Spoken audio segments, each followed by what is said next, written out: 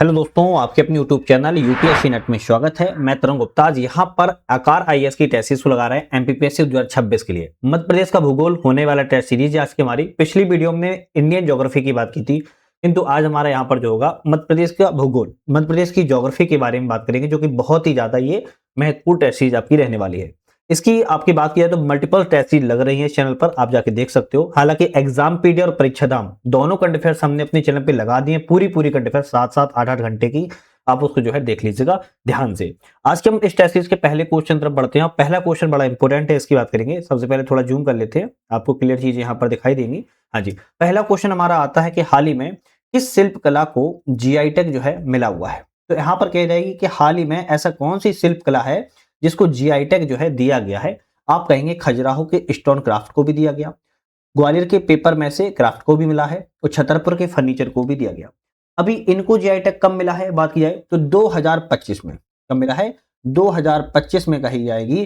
तीनों ही शिल्पकला को जीआई टैग मिला है, तो उपयुक्त में से डी ऑप्शन यहाँ पर करेक्ट हो जाएगा। तो खजुराहो का स्टोन क्राफ्ट हो जाएगा, छतरपुर का फर्नीचर हो जाता है। यहाँ पर दो और भी हैं, जैसे बैतूल का भरेबा मेटल, बैतूल की भरेबा मेटल क्राफ्ट को भी जीआई टैग मिला है, और आपका ग्वालियर के पत्थर शिल्प को मिला है। अगर कभी आ जाए तो ग्वालियर के पत्थर शिल्प को भी मिला है, और ग्वालियर के पेपर में से क्राफ्ट को भी दिया गया है। तो यहाँ पर 5 को जीआई टैग मिला है शिल्प कला को, और ये आपकी जीआई टैग 2025 में दिए गए थे। इसी तरह नेक्स्ट क्वेश्चन की बात की जाएगी। बलराम ताल योजना के अंतर्गत अनुसूचित जाति और जनजाति के कृषकों को अनुदान की दी जाने वाली जो अधिकतम राशि है वह कितनी है? तो 1 लाख रुपए अधिकतम राशि है, ध्यान रखिएगा। एक छोटा सा अच्छा आप लोग के लिए अपडेट है कि आपको इन सभी पीडीएफ की डाउनलोड पीडीएफ करना होगा टेस्ट सीरीज की। उसका प्रिंट आउट भी आप जो है निकलवा सकते हो। प्रिंट आउट डाउनलोड करने के बाद तो ऐप आ चुका है यूपीएससी नेट हमारा, उस ऐप पर जाना है, टेस्ट सीरीज वाले सेक्शन में जाओगे, वहां से आप जो है एमपीपीएससी की टेस्ट सीरीज की पीडीएफ डाउनलोड कर सकते हो, प्रिंट आउट भी निकलवा सकते हो। सिर्फ आपके आकार की नहीं, एमजीआईसीएस, आकार, एसएमजे, कई सारी टेस्ट सीरीज हैं, सभी की डाउनलोड जो है कर सकते हो। क्वेश्चन की बात की है, मध्य प्रदेश सरकार ने खरीफ वर्ष 2025 के लिए भावांतर भुगतान योजना के अंतर्गत सोयाबीन का जो एमएसपी है वह कितना जो है तय किया हुआ है। तो एमएसपी की बात करें तो 5,328 रुपए तय किया हुआ है सोयाबीन के लिए भावांतर भुगतान योजना के अंतर्गत। खरीफ फसल है 2025 के लिए। तो ये एमएसपी से संबंधित क्वेश्चन भी आते हैं, इसको भी देखिएगा। बाबा सिद्धनाथ परियोजना किस जिले की है? बाबा सिद्धनाथ परियोजना का जैसे नाम आए आप कहेंगे देवास जिले से है, संबंधित है। भारत वन स्थिति रिपोर्ट 2023 के संदर्भ में कौन सा कथन सही है? कौन सा कथन सही है कह रहा है? मध्य प्रदेश में कुल वन एवं वृक्षावरण का जो क्षेत्रफल है 8,85,273.58 वर्ग किलोमीटर बताया जा रहा है, जबकि ये गलत लिखा हुआ है, ध्यान रखिएगा। यहाँ पर कितना होना चाहिए? 85,723.58 किलोमीटर होना चाहिए। कितना होना चाहिए? 85,723.58 वर्ग किलोमीटर स्क्वायर होना चाहिए, जबकि ये गलत लिखा है, तो पहला गलत हो गया। संपूर्ण राज्य के कुल भौगोलिक क्षेत्रफल का 28.71% आता है, 2871 नहीं आता बल्कि 27.81% जो है आपका आता है, दूसरा गलत भी हो गया। यह रिपोर्ट मध्य प्रदेश के कुल 50 जिलों में किए गए तय पर है, तो 50 जिलों में तय नहीं किया गया था। इस रिपोर्ट के अंतर्गत जो है 52 जिले रखे गए थे। कितना? 52 जिले आए थे, तीसरा भी गलत है। मध्य प्रदेश में वृक्षावरण का क्षेत्रफल 8650.14 वर्ग किलोमीटर के अंतर्गत आता है, बिल्कुल बात ठीक है। तो केवल डी ऑप्शन यहां पर सही है, जबकि ए, बी और सी ऑप्शन यहां पर गलत थे। नेक्स्ट क्वेश्चन आता है कि आईएसएफआर 2023 के अनुसार मध्य प्रदेश का दूसरा सर्वाधिक वन वाला क्षेत्रफल में जिला कौन सा है? तो दूसरा पूछ रहा है, पहला नहीं बात कर रहा है। पहला तो सभी को पता होगा, बालाघाट है पहले नंबर पर। दूसरे की बात करिए, दूसरा आप कहेंगे छिंदवाड़ा जिला है, ध्यान रखिएगा। और तीसरा कौन सा है? तीसरा आपका आ जाता है बैतूल, और चौथा बात किया तो मंडला आ जाता है। तो एक ऑलरेडी सिक्कों से लिखे हुए हैं, थोड़ा सा दिमाग लगाओगे तो आपको जो है याद हो जाएगा। पार्वती काली सिंध जो चंबल लिंक परियोजना है, कुल लागत का केंद्रांश कितना है? मतलब केंद्र कितना प्रतिशत इसमें दे रहा है? 90% के अंतर्गत जो है देखने को मिल रहा है। चंदेबा की बावड़ी किस जिले में अवस्थित है? तो चंदेबा की बावड़ी दतिया जिले में अवस्थित है, ध्यान रखिएगा। और ये थोड़ा सा इंपोर्टेंट है क्योंकि 350 वर्ष पुरानी चंदेबा की पहाड़ी है, दतिया शहर से केवल 7 किलोमीटर दूरी पर जो है भांडेर वाले मार्ग पर देखने को मिलती है। कंचन नदी पुनर्जीवन परियोजना किस जिले की है? तो कंचन नदी पुनर्जीवन परियोजना सिंगरौली जिले से इसका संबंध है, यहां पर कहेंगे आप डी ऑप्शन करेक्ट है।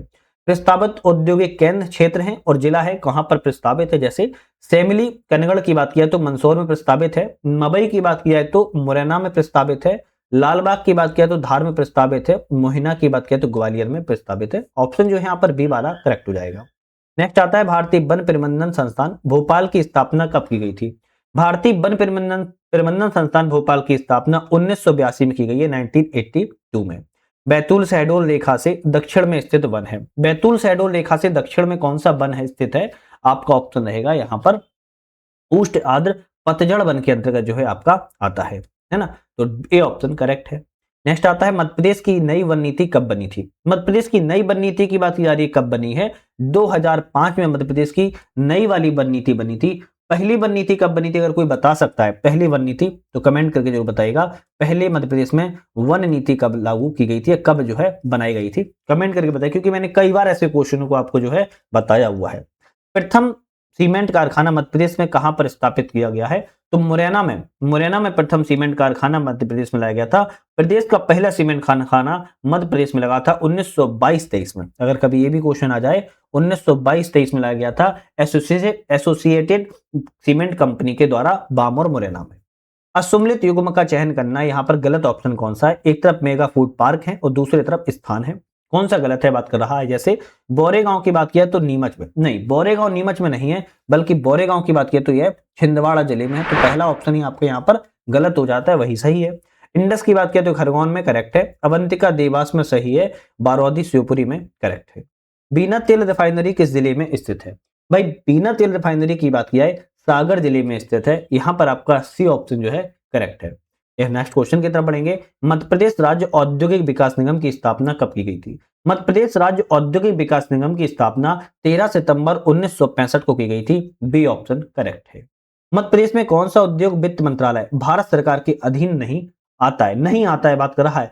सिक्योरिटी पेपर मिल भारत सरकार के अधीन है, बैंक नोट प्रेस भी भारत सरकार के अधीन है, एल्कलाइड फैक्ट्री भी है, जबकि हीरा मिल्स लिमिटेड की बात किया है तो भारत सरकार के अधीन नहीं आता है। हीरा मिल्स लिमिटेड की स्थापना उज्जैन में की गई थी, कब की गई थी, 1934-35 में की गई थी। कहां पर की गई है, उज्जैन में की गई है, ध्यान रखिएगा। और यह जो है राष्ट्रीय कपड़ा उद्योग निगम के अंतर्गत जो है आता है हीरा मिल्स लिमिटेड, तो हम कहेंगे डी ऑप्शन यहां पर जो है अधीन नहीं आता है भारत सरकार के, तो डी ऑप्शन यहां पर करेक्ट हो जाएगा।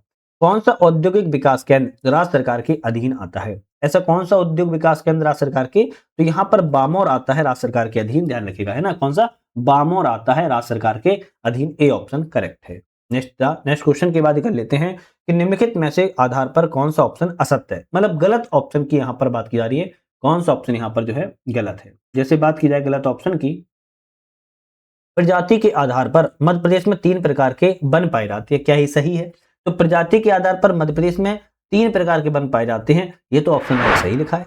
टेक्टोना ग्रैंडिस दूसरा सर्वाधिक मात्रा में पाया जाता है। टेक्टोना ग्रैंडिस किसकी बात की रही है, टेक्टोना ग्रैंडिस को हम नॉर्मल भाषा में सागौन के वृक्ष कहते हैं, सागौन वृक्ष के नाम से जानते हैं, तो ये दूसरा वाला तो गलत है ना, दूसरा वाला क्या है, गलत है, क्योंकि साल के वन ज्यादा पाए जाते हैं। सौरिया रोबस्टा प्रदेश के कुल वन क्षेत्रफल का 19.36% में पाया जाता है, तो आपका जो ऑप्शन है ये भी गलत हो जाएगा भाई, ये भी सही नहीं है, क्योंकि आपके जो सागौन है वो पाए जाते हैं 19.36% में, तो आपका ऑप्शन दूसरा और तीसरा गलत है। तो पूछा है कौन सा गलत था, हम कहेंगे सी ऑप्शन गलत है, जबकि पहला ऑप्शन गलत सही था। मध्य प्रदेश में क्षेत्रफल की दृष्टि से सबसे छोटी और सबसे बड़ी रामसर साइट कौन सी है, सबसे छोटी पहले बतानी है फिर सबसे बड़ी, तो सबसे जो छोटी है सिरपुर तालाब रामसर साइट सबसे छोटी है, देखिए कौन सी है सबसे छोटी, और तवा जलाशय की बात की जो है सबसे बड़ी। तो यहां पर मध्य प्रदेश में अगर बात की जाए कितनी रामसर साइट है, 5 रामसर साइट है। भोज वेटलैंड भोपाल में है, शंख सागर शिवपुरी में है, आपकी बात की जाए सिरपुर तालाब इंदौर में है, यशवंत सागर इंदौर में है, तवा जलाशय आपके इटारसी नर्मदापुरम जिले में है, जिसमें से सिरपुर तालाब सबसे छोटी रामसर साइट आती है और सबसे बड़ी तवा जलाशय है। इस वन्यजीव अभ्यारण्य को डिनोटिफाई जो है कर दिया है, हिंदी में भी कभी कभी पढ़ने में अजीब हो जाता है, तो ऐसा कौन सा वन्यजीव अभ्यारण्य जिसे डिनोटिफाइड कर दिया गया है, तो आप कहेंगे यहाँ पर करेरा वन्यजीव अभ्यारण्य को। करेरा वन्यजीव अभ्यारण्य की बात किया शिवपुरी जिले के अंतर्गत आता है, डिनोटिफाई जो है कर दिया गया है। नेक्स्ट आता है केंद्र सरकार के जल संचय जन भागीदारी अभियान में प्रथम स्थान मध्य प्रदेश के किस जिले का आता है, भाई केंद्र सरकार की जल संचय जन भागीदारी अभियान चल रही है, इसमें मध्य प्रदेश का खंडवा एक ऐसा जिला है जो प्रथम स्थान पर आता है। शीतल पानी, गिदरी, दोरली, जट्टा और गड़ी डोंगरी किसके निक्षेप है? तो आप कहेंगे ये तांबा के निक्षेप के रूप में जो है जाने जाते हैं। डी ऑप्शन करेक्ट है। चलिए बात की जाए निम्नलिखित में से असत्य कथन का बताइए कौन सा है, मतलब कि चारों में गलत ऑप्शन यहाँ पर कौन सा है। बात की जाए मध्य प्रदेश में उष्णकटिबंधीय मानसूनी जलवायु पाई जाती है, ये तो भाई सही लिखा है। इसके लिए मध्य प्रदेश के 15 जिलों से गुजरने वाली कर्क रेखा उत्तरदायी है, भाई ये भी करेक्ट है। वैसे हालांकि देखा जाए तो ये तो गलत हो गया ना, क्योंकि मध्य प्रदेश से 14 जिलों से कर्क रेखा जो है गुजरती है, तो बी ऑप्शन यहाँ पर जो है आपका गलत है, वही सही हो जाएगा। प्रदेश में अरब सागर और बंगाल की खाड़ी दोनों शाखाओं से वर्षा प्राप्त होती है, यहाँ से और यहाँ से, दोनों जगह से होती है, तो हम कहेंगे ये भी करेक्ट है।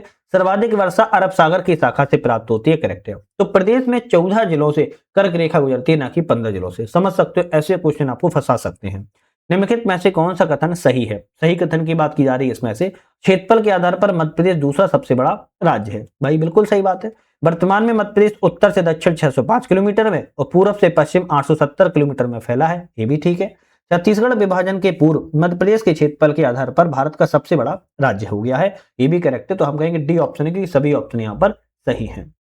नेक्स्ट आता है मध्य प्रदेश के उत्तर एवं उत्तर पूर्व बुंदेलखंड में किस प्रकार की चट्टानों का विस्तार है? आप कहेंगे आर्कियन समूह की चट्टानों का विस्तार देखने को मिलता है।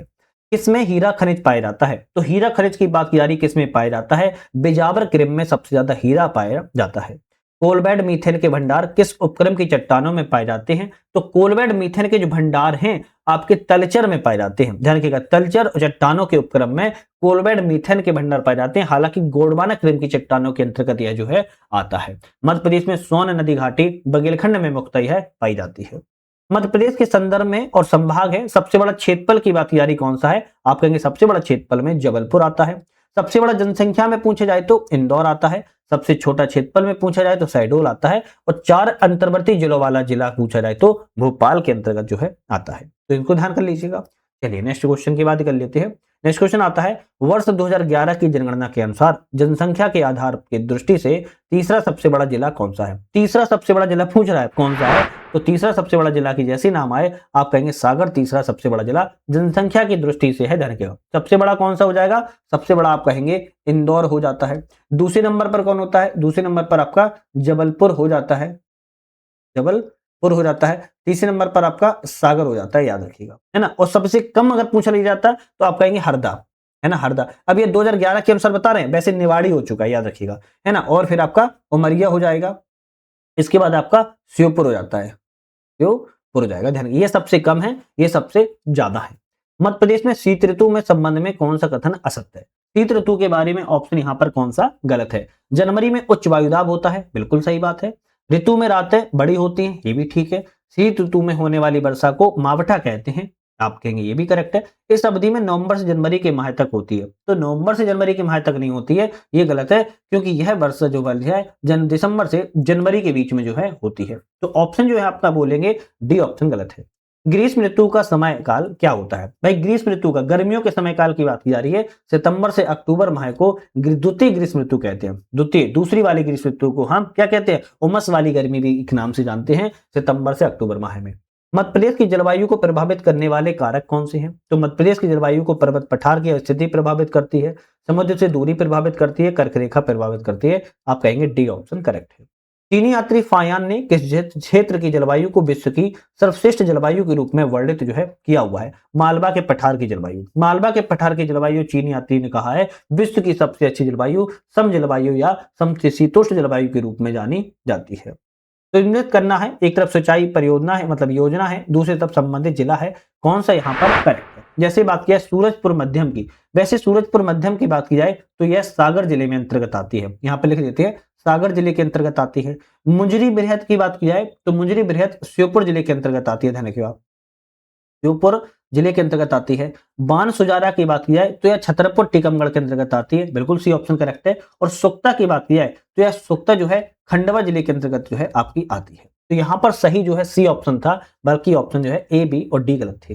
कौन सी संयुक्त परियोजना केवल 2 राज्यों में की नहीं है? 2 राज्यों की नहीं है पूछ रहा है, तो यहाँ पर माता टीला 2 राज्य की है ना, माता टीला 2 राज्य की है। माता टीला की अगर बात की जाए तो यह आपके मध्य प्रदेश एवं उत्तर प्रदेश की है, ध्यान रखिए मध्य प्रदेश उत्तर प्रदेश की। ग्रेटर गंगऊ की बात की जाए तो ग्रेटर गंगऊ जो है आपकी आपकी ये भी मध्य प्रदेश एवं उत्तर प्रदेश की है। गांधी सागर की अगर बात की जाए तो यह मध्य प्रदेश एवं किसकी है, राजस्थान की है। लेकिन बाण सागर की बात की जाए यह केवल और केवल मध्य प्रदेश की है, मतलब कि मध्य प्रदेश की भी नहीं है बल्कि यह 3 राज्यों की एक तरीके से, मध्य प्रदेश की है, उत्तर प्रदेश की है और बिहार की है। तो संयुक्त रूप से केवल 2 राज्यों की आप कहेंगे, डी ऑप्शन यहां पर नहीं है, जबकि माता टीला, गांधी सागर, गंगेऊ उत्तर प्रदेश मध्य प्रदेश दोनों की है, याद रखिएगा। चलिए नेक्स्ट क्वेश्चन देख लेते हैं। निम्नलिखित में से कौन सा कथन सत्य है? अभी इसमें पूछ रहा है कि सही ऑप्शन कौन सा है। मध्य प्रदेश में समतल से 150 मीटर से कम ऊंचाई वाला भूभाग उत्तर में चंबल बेसिन तथा दक्षिण में पश्चिम में नर्मदा घाटी में स्थित है। क्या ये सही है? तो हमारा ऑप्शन यहां पर कहेंगे भाई, राज्य की सबसे ऊंची चोटी जो है धूपगढ़ है और इसी पर्वत में है, और इस पर्वत श्रेणी के सबसे पूर्वी भाग जो है मैकाल श्रेणी आता है, और नर्मदा सोन का उद्गम जो है अमरकंटक पठार में स्थित है। भाई ये तो ऑप्शन कहेंगे बिल्कुल करेक्ट है। दूसरा है सबसे ऊंचा भूभाग दक्षिणी हिस्से में स्थित सतपुड़ा श्रेणी और पहाड़ियों में आता है, ये भी करेक्ट है। इसके बाद नेक्स्ट ऑप्शन आता है, इसका विस्तार गुजरात की राजपीपला की पहाड़ियों से लेकर मैकल श्रेणी के पूरब में देवगढ़ की पहाड़ियों के रूप में है, ये भी करेक्ट है। तो ऑप्शन डी वाला यहां रहेगा, तीनों ऑप्शन करेक्ट है। मालवा के पठार की चोटियों को एक अवरोही क्रम में लिखना है, व्यवस्थित करना है। तो सबसे पहले सिगार चोटी आएगी पहले नंबर पर, दूसरे नंबर पर जाना पाव आएगी, और तीसरे नंबर पर आपकी दूसरे नंबर की धजारी आएगी। तो 1 3 2, तो 1 3 2 आपका बी ऑप्शन रहेगा, यहां पर आपका जो है करेक्ट हो जाता है। नेक्स्ट बात की जाए, निम्नलिखित कथनों में कौन सा कथन सही है? बात की जा रही है मध्य प्रदेश की पश्चिमी सीमा पर नर्मदा अखरानी की पहाड़ियों को काटकर मुकरता गार्ज में प्रवेश करती है, बिल्कुल सही है। इस गार्ज की लंबाई 52 किलोमीटर है, तो इस गार्ज की लंबाई 52 किलोमीटर नहीं है बल्कि 120 किलोमीटर है, तो दूसरा गलत हो जाता है। इन पहाड़ियों से निकलकर नर्मदा गुजरात के मैदान में उतरती है, ये भी करेक्ट है। पहला और तीसरा सही है, जबकि दूसरा ऑप्शन गलत था। नेक्स्ट आता है, धूपगढ़ की चोटी किस श्रेणी का हिस्सा है? भाई धूपगढ़ की चोटी की बात की जाए महादेव श्रेणी का हिस्सा है, याद रखिएगा। महादेव श्रेणी बहुत इंपॉर्टेंट है धूपगढ़ में, जरूर बहुत गौर से इसको याद कर लेना है। निवाड़ का मैदान अवस्थित है, भाई निवाड़ का मैदान कहाँ अवस्थित है? असीरगढ़ पहाड़ियों एवं नर्मदा के बीच में निवाड़ का मैदान आपको देखने को मिलता है, आप कहेंगे ए ऑप्शन करेक्ट है। निम्नलिखित में से किस नदी को उत्तर भारत तथा दक्षिण भारत का विभाजक मानी जाती है? तो ऐसी कौन सी नदी है? भाई सबको आंख बंद करके टिक लगा देना चाहिए। वैसे तो नर्मदा एक ऐसी नदी है जो उत्तर भारत एवं दक्षिण भारत को क्या करती है? विभाजक के लिए जानी जाती है। अरब सागर की ओर बहने वाली नदियों में कौन सी नदी राज्य की दूसरी सबसे लंबी नदी है? तो नर्मदा नदी सबसे लंबी है पहले नंबर पर। दूसरे नंबर की पूछ रहा है तो आप कहेंगे ताप्ती नदी अरब सागर की ओर बहने वाली नदियों में जानी जाती है, और ये दूसरी सबसे लंबी नदी है जो कि ताप्ती नदी है। पहले नंबर की नर्मदा नदी होती है। सम्मिलित कीजिए, एक तरफ नदी है एक तरफ बसे शहर है, किस नदी के तट पर कौन सा शहर बसा है? जैसे सही पूछ रहा है कौन सा है, तो ताप्ती।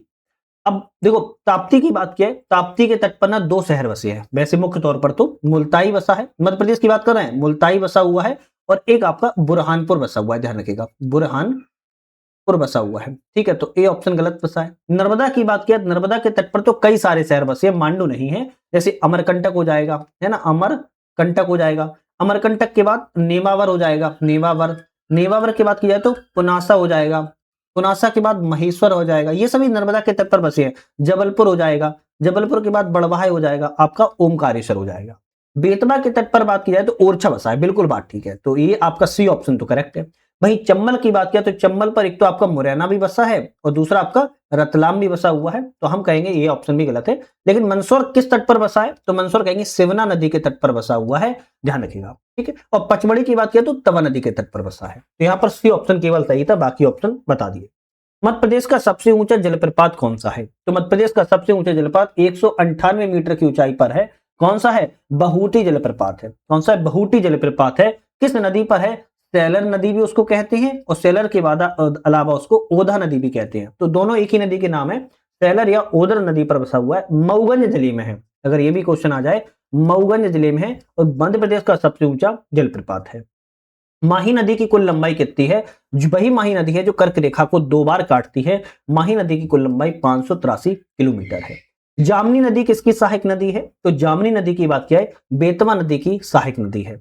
मध्य प्रदेश की तीसरी सबसे लंबी नदी कौन सी है? तो मध्य प्रदेश में तीसरी सबसे लंबी की बात की जा रही है, 590 किलोमीटर में नदी है। आपकी बात की जाए तो कौन सी नदी है? आप कहेंगे बेतवा नदी है। बेतवा नदी मध्य प्रदेश की तीसरी सबसे लंबी नदी है, याद रखिएगा। और यह प्रदेश की 5 सबसे बड़ी नदियों में से बेतवा नदी को एक माना जाता है। बेतवा नदी को ही बुंदेलखंड की जीवन रेखा भी कहते हैं।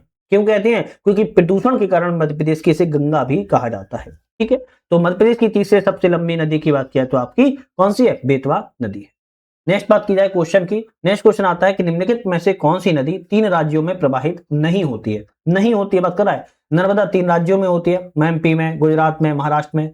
चंबल नदी भी होती है उत्तर प्रदेश में, मध्य प्रदेश में, राजस्थान में। काली सिंध भी आपकी नहीं होती है, जबकि माही भी होती है ना। लेकिन काली सिंध की बात किया तो काली सिंध नदी आपकी 3 राज्यों में नहीं होती है, तो आप कहेंगे बी ऑप्शन यहां पर करेक्ट है। इसके बाद बात की जाए, सुमिलित कीजिए, एक तरफ अफवाह तंत्र है और दूसरी तरफ नदी है। 50 क्वेश्चन अभी तक हम लगा चुके। एक छोटी सी रिक्वेस्ट है, हमारा ऐप डाउनलोड कर लीजिएगा यूपीएससी नट, जिसपे हमने मल्टीपल कोर्सेस लॉन्च किए हैं। इसको डाउनलोड करने के बाद आप उसको ज्वाइन कर सकते हो, साथ में आप लोग टेस्ट सीरीज वगैरह इसमें जो है लगा सकते हो। अफवाह तंत्र तो नदियों की बात की जाए, कौन सा अफवाह तंत्र किस नदी से संबंधित है? जैसे गंगा यमुना की बात की जाए तो बेतवा से संबंधित है। गोदावरी की बात किया तो बैनगंगा संबंधित है। महानदी की बात किया है हसदो हसदेव नदी संबंधित है। माही नदी की बात किया है जाखम संबंधित है। तो अफवाह कौन से तंत्र से किस नदी को संबंधित है? बाकी है सी ऑप्शन आपका करेक्ट है। नेक्स्ट आता है बुंदेलखंड का पठार निर्मित है। बुंदेलखंड का पठार किससे निर्मित है? आप कहेंगे नीस एवं ग्रेनाइट चट्टानों से निर्मित है, जिसे बुंदेलखंड के पठार के रूप में जाना जाता है। इसी तरह यमुना एवं सोन नदी के बीच में जल विभाजक है। द्वि जल विभाजक कौन सा है? यमुना और सोन नदी के बीच में आपका ऑप्शन रहेगा कैमूर श्रेणी। कैमूर श्रेणी गंगा यमुना एवं सोन नदी के बीच में द्वि जल विभाजक के रूप में जो है मानी जाती है। पश्चिमी सतपुड़ा श्रेणी का हिस्सा नहीं है। कौन सा नहीं है बात कर रहा है? तो आप कहेंगे ग्वालीगढ़ जो श्रेणियां है वो आपकी पश्चिमी सतपुड़ा श्रेणी का हिस्सा नहीं है, जबकि अखरानी की पहाड़ियां, बीजागढ़ की पहाड़ियां और असीरगढ़ पहाड़ियां पश्चिमी सतपुड़ा श्रेणी के अंतर्गत जो है आती है। याद रखना है, बहुत ही अच्छे से याद रखना है। आपकी राजपीपला की पहाड़ियां गुजरात में है, अखरानी की पहाड़ियां, बड़वानी की पहाड़ियां, बीजागढ़ की पहाड़ियां, बीसे आपकी असीरगढ़ की पहाड़ियां, ये सभी आपके पश्चिमी सतपुड़ा श्रेणी के अंतर्गत ही आती है। कौन सा कथन असत्य है? गलत इनमें से चारों में कौन सा है? पूरब के पठार का क्षेत्रफल मध्य प्रदेश के कुल क्षेत्रफल का 7% है, बिल्कुल करेक्ट लिखा है। प्रदेश का सबसे छोटा भौगोलिक क्षेत्र है पूरब वाला, बिल्कुल सही है। इस पठार का निर्माण धारवाड़ क्रम की चट्टानों से हुआ है, क्या ये सही है? हम कहेंगे नहीं। इस पठार का जो निर्माण है बघेलखंड के निर्माण से हुआ है। कौन सा? बघेलखंड के पठार से माना जाता है। सी ऑप्शन आपका गलत है। इस क्षेत्र में लगभग 125 से 140 सेंटीमीटर वर्षा होती है, बिल्कुल ऑप्शन करेक्ट है। चलिए बात की जाए, मध्य प्रदेश राज्य के अंतर्गत विंध्याचल पर्वत श्रेणी मध्य भाग है। तो विंध्याचल जो पर्वत श्रेणी है आपकी मध्य भाग कौन सा है इसकी बात करिए, तो मध्य वाला भाग को भांडर भाग के रूप में जो है जाना जाता है ना, भांडर रूप के उसको जाना जाता है। नेक्स्ट आता है तेंदुपत्ता वनोपज का संदर्भ में कौन सा कथन असत्य है? भाई तेंदुपत्ता के बारे में कौन सा ऑप्शन गलत है? तेंदुपत्ता बीड़ी उद्योग के लिए आवश्यक कच्चा माल है, करेक्ट है। इसका मुख्यतः ग्रीष्म ऋतुकाल में तेंदुपत्ता संग्रहण किया जाता है, ये भी करेक्ट है। यह एक लघु वनोपज के रूप में आता है, सही है। इसका राष्ट्रीयकरण 1962 में नहीं किया गया था, इसका राष्ट्रीयकरण 1964 में किया गया था। डी ऑप्शन यहां पर जो है आपका गलत है। मध्य प्रदेश के किस क्षेत्र के जंगलों में साल बीज का एकत्र मुख्यतः किया जाता है? साल बीज का जो एकत्रण किया जाता है वो किस क्षेत्र में किया जाता है? तो आप कहेंगे इसका जो एकत्रण है दक्षिण एवं पूर्वी क्षेत्र में किया जाता है। दक्षिण पूर्वी क्षेत्र में साल बीज का एकत्रण जो है किया जाता है। मध्य प्रदेश राज्य लघु वनोपज व्यापार एवं विकास सहकारी संघ का गठन कब किया गया था? मध्य प्रदेश राज्य लघु वनोपज सहकारी संघ का गठन कब किया गया था? 1984 में, 1984 में जो है किया गया है। मनिहार नदी किस राष्ट्रीय उद्यान से प्रवाहित होती है? वेरी इंपोर्टेंट क्वेश्चन एग्जाम में आता है। मनिहार नदी किस राष्ट्रीय उद्यान से प्रवाहित होती है? माधव नेशनल पार्क से, माधव राष्ट्रीय उद्यान से जो है आपकी क्या होती है? मनिहार नदी प्रवाहित होती है, ध्यान रखिएगा। मनिहार नदी पर बांध 1918 में बना था। सांख सागर एवं माधव सागर तालाब जो है इसका निर्माण भी करवाया गया था मनिहार नदी पर ही। नेक्स्ट क्वेश्चन आता है निम्नलिखित में से कौन सा ऑप्शन यहाँ पर सत्य है? सही ऑप्शन कौन सा है? कृषि विभाग द्वारा मध्य प्रदेश को 11 कृषि जलवायु प्रदेशों में विभाजित किया गया है, करेक्ट है। पर फसल क्षेत्र के आधार पर मध्य प्रदेश को 5 कृषि क्षेत्रों में विभाजित किया गया है, ये भी करेक्ट है। मध्य प्रदेश में अफीम की बुवाई जून और जुलाई में बोई जाती है, नहीं, अफीम की बुवाई जो है अक्टूबर नवंबर के बीच में जो है की जाती है। अगर पूछा जाए कब, तो रबी की फसल के दौरान की जाती है। तो तीसरा तो गलत हो जाता है, पहला दूसरा सही है। नेक्स्ट आता है निम्नलिखित में से कौन सा ऑप्शन असत्य है, मतलब गलत ऑप्शन यहाँ पर कौन सा है। मध्य प्रदेश की औसत वर्षा जो है 112 सेंटीमीटर होती है, करेक्ट है। पूर्वी एवं दक्षिणी पूर्वी मध्य प्रदेश में वर्षा अधिक होती है, ये भी सही है। पश्चिमी और उत्तर पश्चिमी मध्य प्रदेश में अपेक्षाकृत कम वर्षा होती है, ये भी करेक्ट है। मध्य प्रदेश में पूरब से पश्चिम तथा दक्षिण से उत्तर की ओर जाने पर वर्षा की मात्रा बढ़ती है, नहीं बढ़ती नहीं है बल्कि घटती है, कम होती है, तो हम कहेंगे डी ऑप्शन यहाँ पर गलत था। निम्नलिखित में से कौन सा ऑप्शन यहाँ पर सत्य है, सही ऑप्शन पूछ रहा है कौन सा है, चलिए बात कर लेते हैं। मध्य प्रदेश जो है भू आविष्टित एवं भारत के मध्य भाग में अवस्थित है, बिल्कुल ठीक है।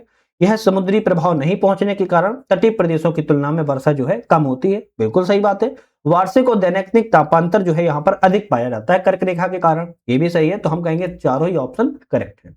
मार्च में सूर्य के उत्तरायण की स्थिति में मध्य प्रदेश के दक्षिणी भागों में औसत तापमान अपेक्षित पाया जाता है, उत्तर पश्चिम में क्या पाया जाता है, तो बात कर रहा है कि मध्य प्रदेश के दक्षिणी भागों में औसत तापमान जो है अधिक पाया जाएगा, कैसा पाया जाएगा, अधिक पाया जाता है। जबकि उत्तर पश्चिमी भागों में बात किया तो कम पाया जाता है, तो ऑप्शन अधिक और कम वाला आपका रहेगा बी ऑप्शन करेक्ट रहेगा।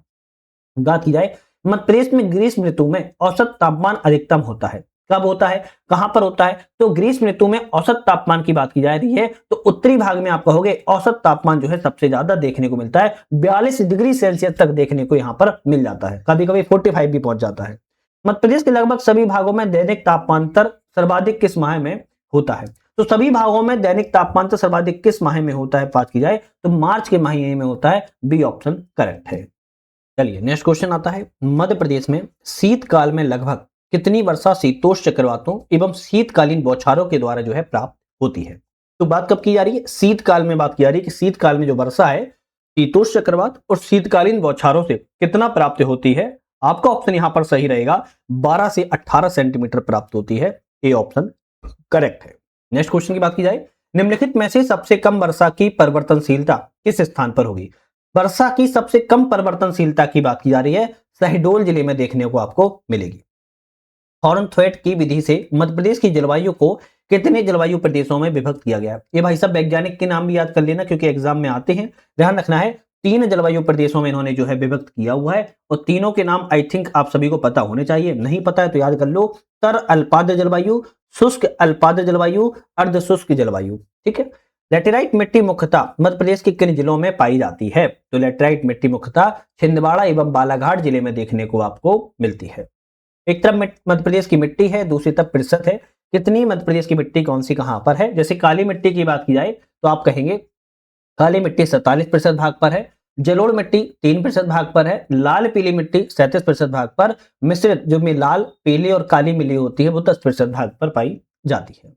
निम्नलिखित में से कौन सी मृदा मध्य धरातल के पठारी क्षेत्र में पाई जाती है। ऐसी कौन सी मिट्टी है जो मध्य भारत के पठारी क्षेत्र में पाई जाती है, जलोढ़ मिट्टी पाई जाती है, कौन सी, जलोढ़ मिट्टी। मध्य प्रदेश का सर्वाधिक जल किस बेसिन या उपबेसिन के अंतर्गत आता है, यमुना उपबेसिन। यमुना उपबेसिन के अंतर्गत जो है मध्य प्रदेश का सबसे ज्यादा जल जो है आता है।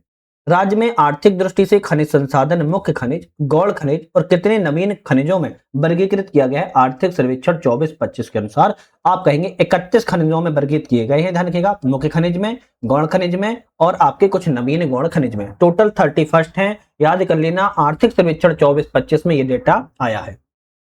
अवैध उत्खनन एवं भंडारण की सम्यक रोकथाम के लिए मध्य प्रदेश लगभग कितनी खदानों को जियो टैग करके सीमांकन जो है कर रहा है। आप कहेंगे 7500 खदानों का ऐसा जो है कार्य किया जा रहा है, 7500। मध्य प्रदेश में सर्वाधिक सिंचाई का स्रोत कौन सा है, तो कुओं से एवं नलकूप से मध्य प्रदेश में सबसे ज्यादा सिंचाई की जाती है। बैनगंगा नहर का निर्माण कब हुआ था, तो बैनगंगा नहर का निर्माण 1923 में किया गया था, ध्यान रखिएगा। चंदेल वंश के आपका 1923 में किया गया था, चंदेल वंश के राजाओं के द्वारा खजुराहो का निर्माण जो है किया गया है, ध्यान रखिएगा। नेक्स्ट क्वेश्चन की बात कर लेते हैं। असुमलित चयन करना, एक तरफ नहर है और एक तरफ कौन सा लाभ को जिला मिलता है, एक गलत है इनमें से। जैसे बैनगंगा बालाघाट जिला को लाभ मिलता है। हलाली से बात की जाए तो यहाँ हलाली का नाम आ जाए तो दमोह कट्टी नहीं आएगा, हलाली से आपका बेतवा नदी से संबंधित है और यह जो है विदिशा जिले को लाभ जो है मिलता है। तो ऑप्शन जो है हमारा बी वाला गलत है, जबकि गुलाब सागर से सीधी जिले को लाभ मिलता है और भांडेर से ग्वालियर और दतिया जिले को लाभ मिलता है। इसी तरह नेक्स्ट क्वेश्चन आता है, कौन सा मध्य प्रदेश के अधिक सिंचाई वाले भाग नहीं है। मध्य प्रदेश की अधिक सिंचाई वाले भाग चंबल बेसिन है, पूर्वी मालवा पठार है, बुंदेलखंड उच्च भूमि, ये सबसे ज्यादा अधिक सिंचाई वाले भाग हैं। जबकि सिंगरौली की बात किया तो अधिक सिंचाई वाला भाग जो है नहीं आता है। सबसे कम सिंचाई वाला क्षेत्र कौन सा है? सबसे कम सिंचाई वाला क्षेत्र की बात करें तो डिंडोरी में सबसे कम सिंचाई का क्षेत्र के रूप में माना जाता है, क्योंकि प्राथमिक सुविधाओं से है वंचित है। कम सिंचाई वाले राज्य के अधिकांश भाग प्राथमिक सुविधाओं से वंचित जो है होते हैं। निम्नलिखित में से कौन सा कथन सत्य है? इनमें से सत्य कथन की बात की जा रही है। जबलपुर के उत्तर पूर्व विभाग में बिजावर सीरीज में हेमेटाइट एस्क जो है संचय पाया जाता है, बिल्कुल करेक्ट है। इनमें अगरिया पहाड़ियां, सरौली निक्षेप, जौली, कन्हैवार पहाड़ियां और सिहोरा के क्षेत्र के निक्षेप जो है मुख्य रूप से पाई जाती है, करेक्ट है। अयस्क में अब्बरक और सिल्का की अधिकता के कारण वह उच्च कोटि का है। नहीं भाई, ये ऑप्शन जो है गलत लिखा हुआ है, ध्यान रखिएगा। अयस्क में अब्रक और सिल्का की अधिकता का कारण जो है निम्न कोटि का है। क्या है? उच्च कोटि का ना होकर जो है क्या होता है? निम्न कोटि का होता है। तो पहला और दूसरा सही है, ये ऑप्शन पर हम टिक करेंगे। नेक्स्ट क्वेश्चन की बात की जा रही है। निम्नलिखित में से असत्य कथन कौन सा है? इन चारों में गलत ऑप्शन पूछ रहा है, कौन सा है? हीरा के उत्खनन में मध्य प्रदेश का संपूर्ण देश में एकाधिकार प्राप्त है, बिल्कुल करेक्ट है। हीरा का उत्पादक जिला पन्ना, सतना और छतरपुर है, ये भी सही है। हीरे का प्रमुख क्षेत्र मझगवा, हिनौता, अंगूर, रामखेरिया, कटोरिया है, ये भी करेक्ट है। मध्य प्रदेश का प्रथम डायमंड म्यूजियम पन्ना में है। नहीं, मध्य प्रदेश का प्रथम डायमंड म्यूजियम की बात करें तो पन्ना में नहीं है, बल्कि खजुराहो में प्रस्तावित है। अभी बना भी नहीं है, खजुराहो में प्रस्तावित है, तो डी ऑप्शन गलत है। मध्य प्रदेश का एकमात्र जिला जो यूरेनियम पाया जाता है, कौन से जिला में? शहडोल एकमात्र जिला है मध्य प्रदेश में जहां पर यूरेनियम के जो है भंडार पाए जाते हैं। नेक्स्ट आता है कौन सा क्षेत्र सतपुड़ा कोयला क्षेत्र के अंतर्गत नहीं आता? नहीं आता है। मोहे पानी सतपुड़ा कोयला क्षेत्र के अंतर्गत आता है, साहेबपुर भी आता है, कानन घाटी भी आता है, जबकि जोहिला जो है आपका सतपुड़ा कोयला क्षेत्र के अंतर्गत नहीं आता है। अगर जोहिला की बात की जाए तो जोहिला आपका कहां पर आएगा? कोई कमेंट करके अगर बता सकता है जरूर बताएगा, जोहिला किसके अंतर्गत आता है। सतपुड़ा ताप विद्युत केंद्र के बारे में कौन सा कथन सही है? बात किया है, यह मध्य प्रदेश महाराष्ट्र का संयुक्त परियोजना है। मध्य प्रदेश महाराष्ट्र की संयुक्त परियोजना है क्या? आप कहेंगे भाई मध्य प्रदेश और महाराष्ट्र की संयुक्त परियोजना है, नहीं है, तो ऑप्शन जो है पहला गलत हो गया। इस संयंत्र हेतु रूस से सहयोग प्रदान किया गया था, क्या ये सही है? आप कहेंगे रूस से नहीं किया गया था बल्कि अमेरिका से किया गया था, ये भी गलत है। इसे कोयला पाथर खेड़ा क्षेत्र और जलापूर्ति तवा नदी के पर बने बांध से जो है की जाती है, बिल्कुल करेक्ट सही है। आप कहेंगे तीसरा सही है, केवल सी ऑप्शन पे टिक करेंगे। मध्य प्रदेश में एनटीपीसी के द्वारा संचालित ताप विद्युत केंद्र नहीं है, मतलब कि एक नहीं है बल्कि 3 ताप विद्युत केंद्र हैं। तो श्री सिंगा जी की बात किया तो यह एनटीपीसी के द्वारा संचालित नहीं है, क्योंकि इसको Madhya Pradesh power generating company limited के अंतर्गत संचालित किया जाता है, जबकि विंध्याचल, गाडरवारा और झाबुआ को एनटीपीसी के द्वारा संचालित किया जाता है। मध्य प्रदेश की पहली जल विद्युत परियोजना कौन सी है? तो मध्य प्रदेश की पहली जल विद्युत परियोजना गांधी सागर है, जिसका निर्माण 1980 में बनकर पूर्ण हुआ था। 115 मेगावाट की यहां पर क्षमता है, चंबल नदी पर बनी हुई है, ध्यान रखिएगा। बेलस्पन सौर परियोजना मध्य प्रदेश के किस जिले में है? भाई बेलस्पन सौर परियोजना की बात की जा रही है, मध्य प्रदेश के किस जिले में है? आप कहेंगे 26 फरवरी 2014 को यह बनकर जो है पूर्ण हुई थी, और यह नीमच जिले में आती है। नीमच के भी कहां पर? नीमच में भी भगवानपुरा में आती है, ध्यान रखिएगा। 151 मेगावाट की यहां पर क्षमता है, और ध्यान रखना है 1920 मेगावाट क्षमता की जल विद्युत परियोजना मध्य प्रदेश के किस स्थान पर निर्माणाधीन है? तो निर्माणाधीन की बात कर रहा है खिमला ग्राम, नीमच में निर्माणाधीन है, यहां पर भी आपका ए ऑप्शन करेक्ट है।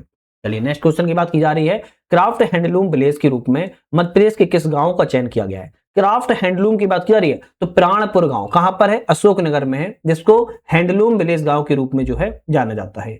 एक तरफ कोयला क्षेत्र है, दूसरी तरफ उपवेशन खदान है, कहां पर है? जैसे सोहागपुर की बात की जाए तो सोहागपुर बिजली झगड़ा खंड में है, सिंगरौली की बात किया तो मोहर में है, कान्हा की बात किया तो जन्नार देव, और पेंच की बात किया तो बाराकुही। तो ये आपका ऑप्शन जो है मिला लेना ढंग से सही है, डी वाला ऑप्शन करेक्ट था। पीएम जनमन परियोजना मध्य प्रदेश में 30 नवंबर 2024 तक विद्युत वितरण कंपनियों के द्वारा कितने आवासों को कनेक्शन जो है प्रदान किए गए हैं? तो 12,650 को आवास प्रदान किए गए हैं पीएम जनमन योजना के अंतर्गत।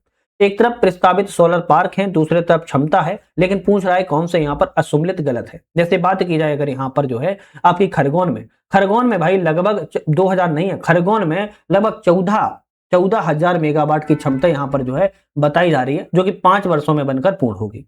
जबकि धार में 3000 मेगावाट, सागर में 500 और मुरैना में 2000 है। ए ऑप्शन यहाँ पर गलत था, असुम्मिलित था। अक्टूबर 2024 के आंकड़ों के अनुसार मध्य प्रदेश कुल अक्षय ऊर्जा आपूर्ति के मामले में कौन से स्थान पर है? तो कौन से स्थान पर है? 6वें स्थान पर है, ध्यान रखिएगा।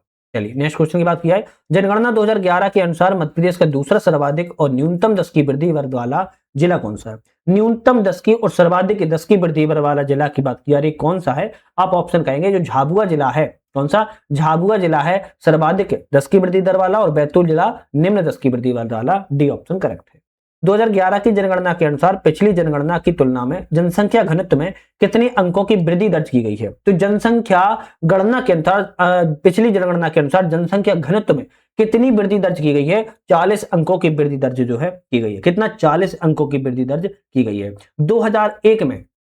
2001 में बात किया तो 196 थी, जबकि 2011 में जाकर 236 प्रति व्यक्ति वर्ग किलोमीटर जो है हो चुकी है। 40 अंकों की वृद्धि की गई है। जनगणना 2011 के अनुसार मध्य प्रदेश के लगभग कितने व्यक्ति नगरीय क्षेत्रों में निवास करते हैं? तो 2.01 करोड़ व्यक्ति, मतलब कि 2 करोड़ 1 लाख व्यक्ति के आसपास नगरीय क्षेत्रों में निवास करते हैं। जनगणना 2011 के अनुसार प्रदेश के 3 सर्वाधिक नगरीकृत प्रतिशत वाले जिले कौन से हैं? एक तो आपका भोपाल है, दूसरा आपका इंदौर है, तीसरा आपका ग्वालियर है। ए ऑप्शन आपका करेक्ट है। नगरीय जनसंख्या वृद्धि 2001 से 11 के दशक में सर्वाधिक किस जिले में रही है? सबसे ज्यादा रायसेन जिले में देखने को मिली है। अंतिम क्वेश्चन इस टेसिस का आता है 2011 की जनगणना के अनुसार कौन से बारे में क्वेश्चन असत्य है? गलत ऑप्शन कौन सा है? मध्य प्रदेश में 1 लाख से अधिक जनसंख्या वाले नगर 33 है, बिल्कुल करेक्ट है। मध्य प्रदेश में 10 लाख से अधिक जनसंख्या वाले नगर 4 है, ये भी ठीक है। सर्वाधिक जनसंख्या इंदौर में और न्यूनतम जनसंख्या हरदा जिले में 2011 के अनुसार है, लेकिन जब से निवाड़ी जिला बना है तब से निवाड़ी जिला देखने को मिल रहा है। हालांकि 2011 की बात किया रही तो आपका ये भी करेक्ट सही है।